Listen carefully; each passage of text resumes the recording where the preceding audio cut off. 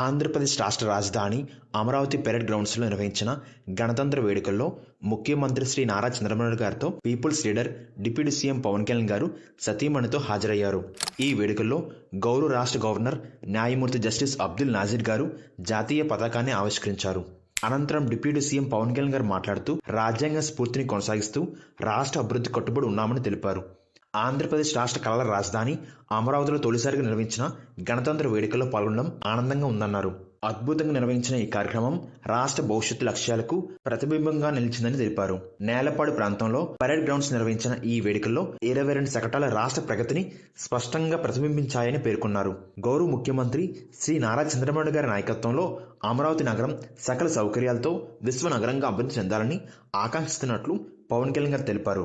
ఈ కార్యక్రమంలో విద్య, ఐటీ శాఖ మంత్రి శ్రీ నారా లోకేష్ గారితో పాటు పలువురు మంత్రులు, అధ్యక్షులు, ఉన్నతాధికారులు, ప్రజలు పాల్గొన్నారు.